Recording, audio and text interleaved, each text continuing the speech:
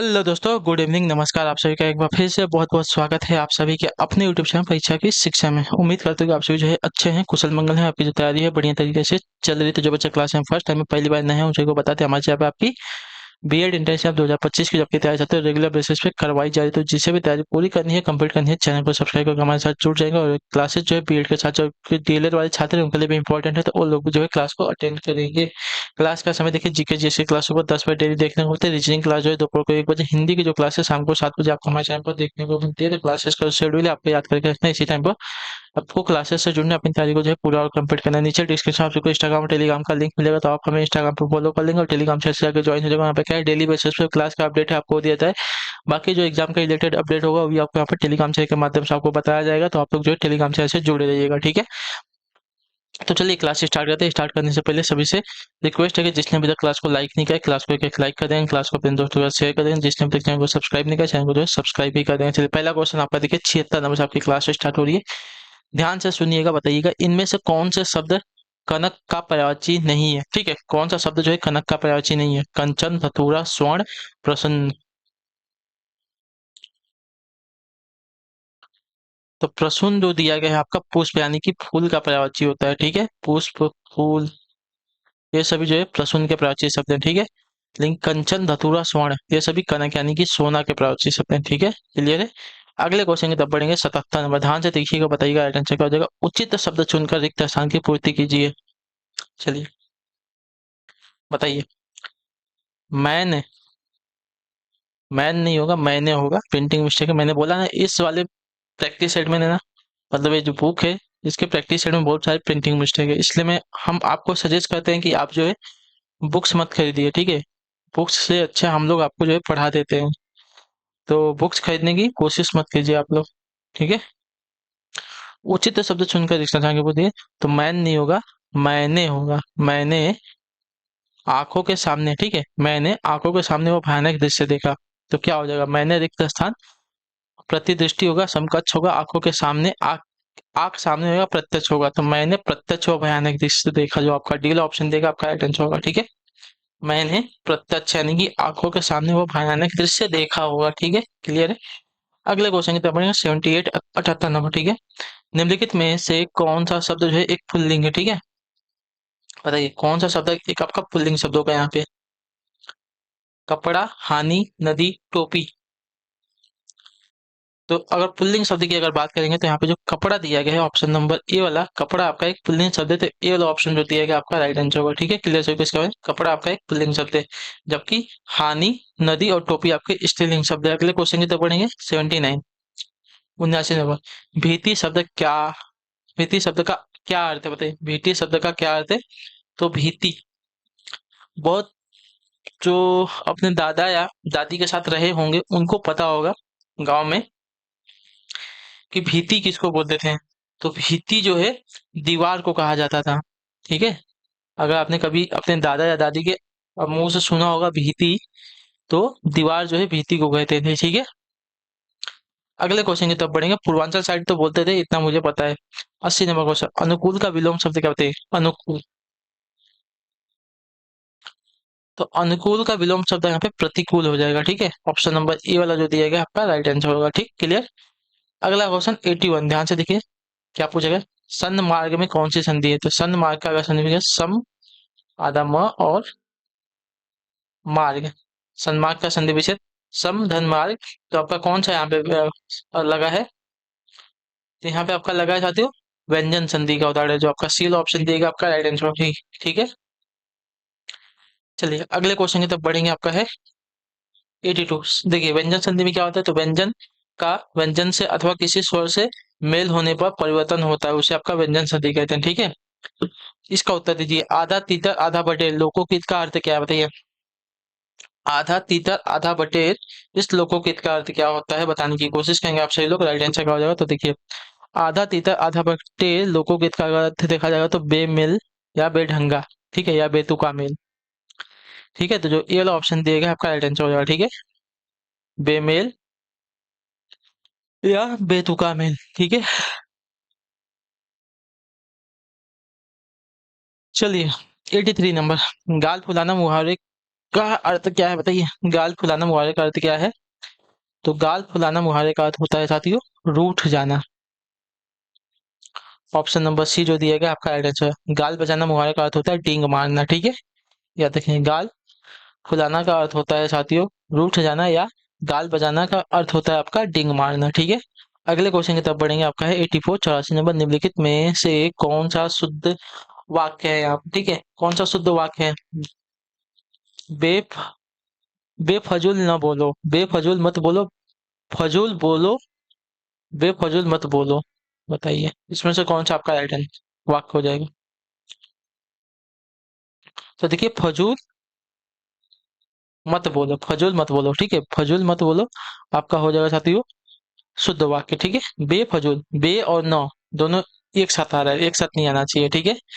यहाँ पे बे के साथ म आ रहा है, मत आ रहा है, ठीक है, तो ये भी आपका नहीं होगा। फजूल मत बोलो।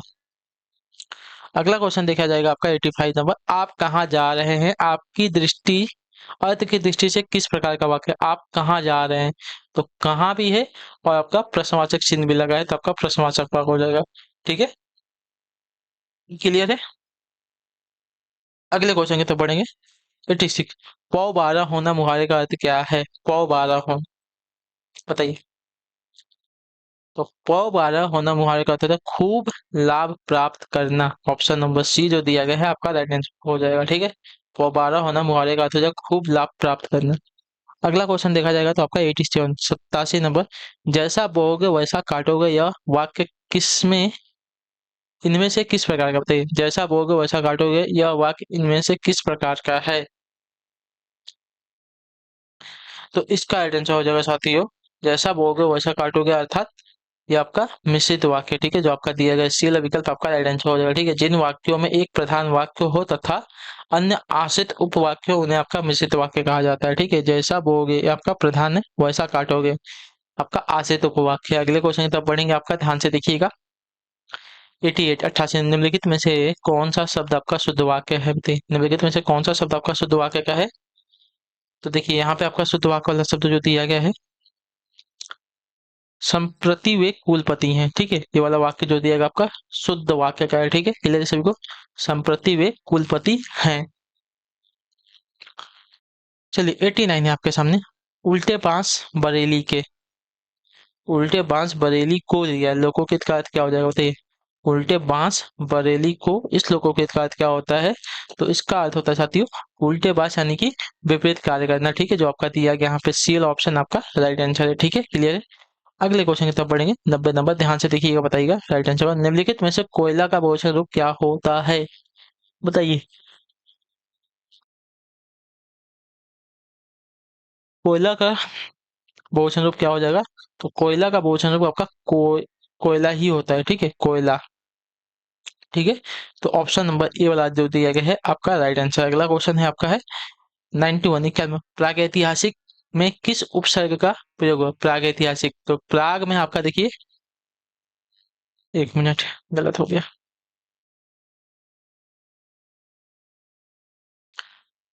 प्राग प्लस इतिहास, तो ये आपका क्या है? उपसर्ग है। तो प्रागैतिहासिक में आपका प्राक उपसर्ग लगता है, ठीक है। तो जो आपका बी ऑप्शन देगा आपका राइट आंसर हो जाएगा, ठीक। क्लियर है?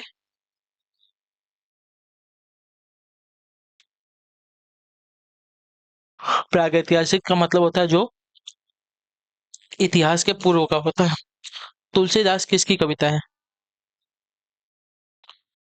बताइए, तुलसीदास किसकी कविता है? तो तुलसीदास जो आपकी सूर्यकांत त्रिपाठी निराला जी की कविता है। तो ऑप्शन नंबर जो डी दिया गया है आपका राइट आंसर। अगला क्वेश्चन है आपका 93, बहिष्कार का संधि विच्छेद क्या है? बताइए, बहिष्कार का संधि विच्छेद क्या हो जाएगा? तो बहिय धनकार, ठीक है। बहिष्कार का बहिय धनकार आपका बहिष्कार का सही संधि विच्छेद है। Option number A will be the right answer. Clear है?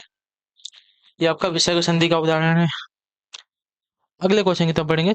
वैदेही वनवास किसकी रचना? बताइए, इसका सही उत्तर क्या हो जाएगा? वैदेही वनवास जो है किसकी रचना है?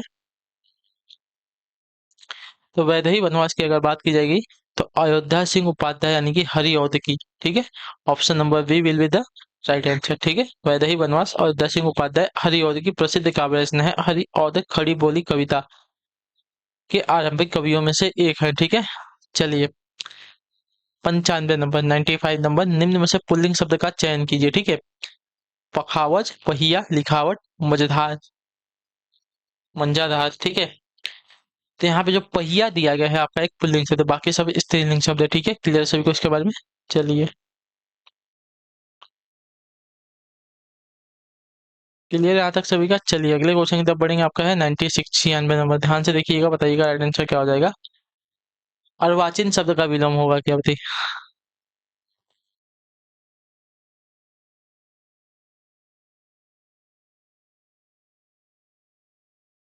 अर्वाचीन का विलोम आपका प्राचीन से हो जाएगा। ठीक है, अर्वाचीन का विलोम शब्द का प्राचीन होता है। 97 नंबर, व्याकरण की दृष्टि से कौन सा शब्द आपका अशुद्ध है। व्याकरण की दृष्टि से कौन सा शब्द आपका अशुद्ध है। विभीषण, विरहणी, गृहिणी, जगत गुरु। तो यहाँ पे अगर देखा जाएगा तो व्याकरण की दृष्टि से, एक मिनट,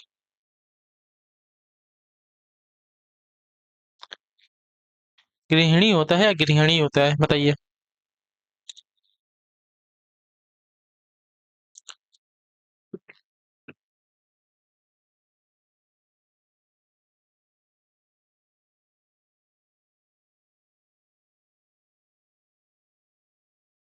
तो आप पे विरहणी, विरहणी जो है व्याकरण की दृष्टि से आपका गलत हो जाएगा। ठीक है,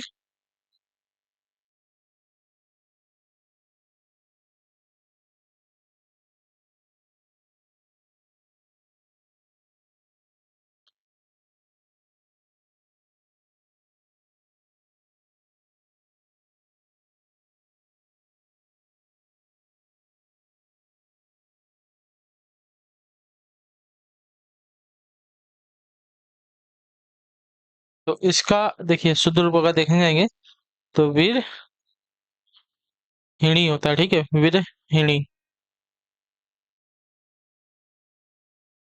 ठीक है, ये आपका शुद्ध होता है। क्या होता है।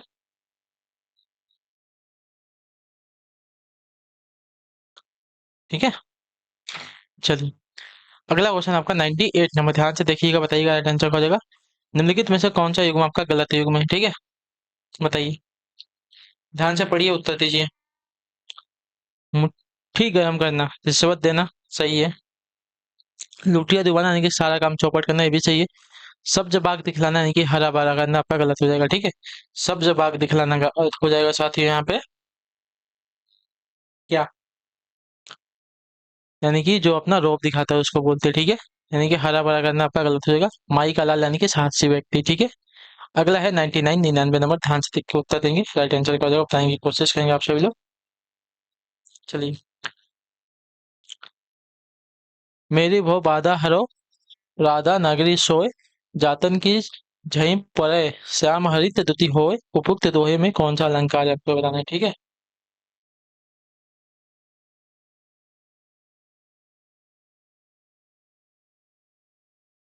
चलिए तो इसकी बात करेंगे तो इसमें आपका श्लेष अलंकार है। ठीक है, जो आपका एल ऑप्शन दिएगा आपका राइट आंसर हो जाएगा। ठीक है, चलिए अगले क्वेश्चन की तरफ बढ़ेंगे। 100 नंबर, गौशाला में कौन सा समास है, बताइए। गौशाला में कौन सा समास है बताने की कोशिश करेंगे तो गौशाला में आपका देखा जाएगा आपका तत्पुरुष समास। गौशाला यानी कि गौ यानी कि गाय के लिए शाला, तो यहाँ पे आपका संप्रदान तत्पुरुष समास हो जाएगा। ठीक है, क्लियर। तो आपका बीएल ऑप्शन जो दिएगा आपका राइट आंसर हो जाएगा। ठीक, क्लियर। चलिए तो इसी के साथ जो आपकी क्लास है आज की यहाँ पे कंप्लीट होती है। आई होप कि आपको क्लास जो है अच्छी लगी। अच्छा, ये क्लास को लाइक कर दीजिएगा, चैनल पर पहली बात है चैनल को जो है सब्सक्राइब कर दीजिएगा, और हमें जो है कमेंट अपने राय क्लास के बारे में जरूर दीजिएगा, आपको क्लास कैसी लगी है। ठीक है, बाकी अगर आपका कोई डाउट है, कोई क्वेश्चन है, कोई क्वेरी है, तो आप हमें बेहिचक पूछ सकते हैं।